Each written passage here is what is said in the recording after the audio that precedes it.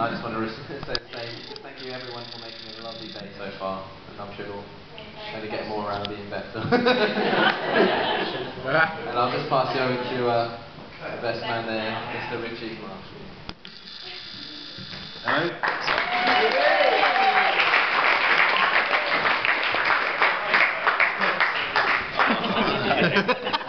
No pressure,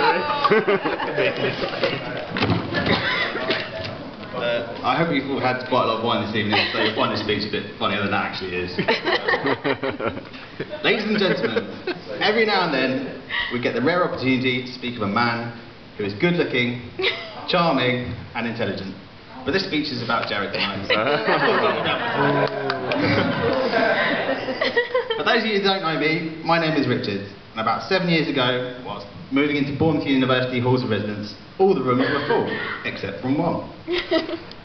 Me and more other housemates were all hoping to meet a beautiful, busty blonde girl to fill the last room. Unfortunately, at that point, Jared walked in.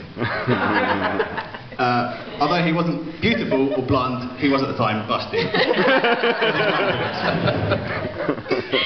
I remember turning to my housemate and saying, "Who's this Australian guy?"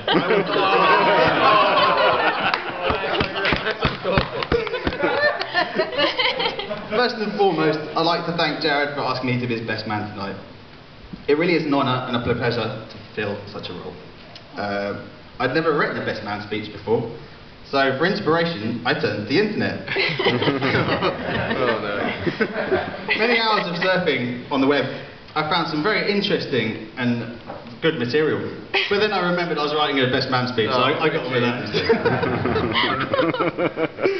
Closing all the pop-ups, etc. Jared set out a few conditions for me this evening in order to do the best man speech. I hasn't obeyed any of them. One of the conditions was not to include any embarrassing or incriminating stories. In which he gave me a list of subjects he'd rather I not mention. I have the list here.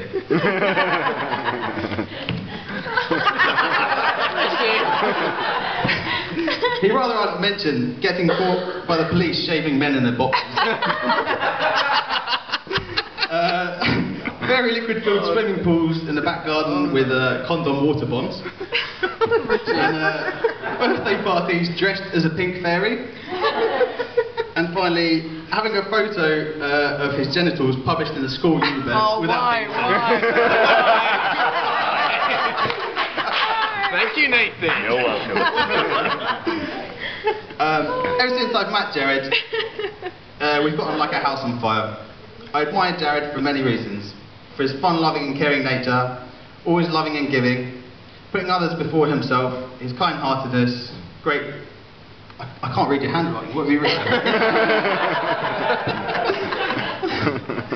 But my favourite of Jared's traits is his reassuring offensiveness to his friends, letting them know who he loves by the expression of ironic verbal abuse.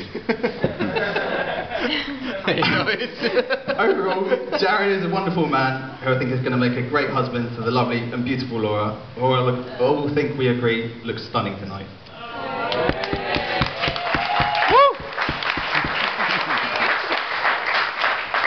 Now, neither myself nor Jared are gay. Well, at least I'm not. I've never found a man who I'd rather marry myself if I was forced. So much so that conversations have often arisen whilst drunk and sober that we should get a civil partnership.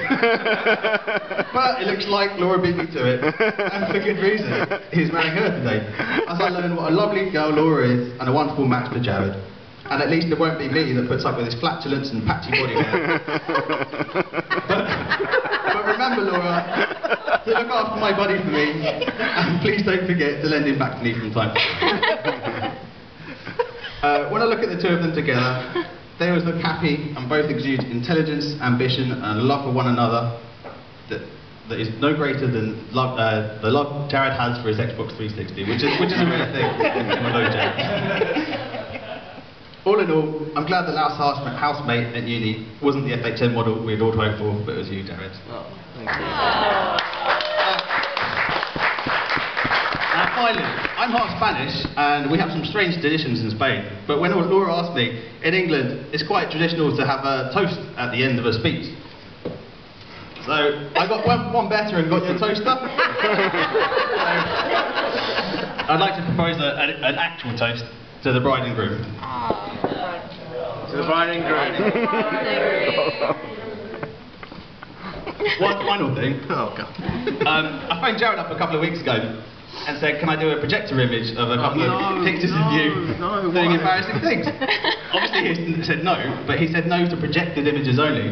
So if you look underneath your table, there's about 2 envelopes per table with 140 photos of Jared doing embarrassing things.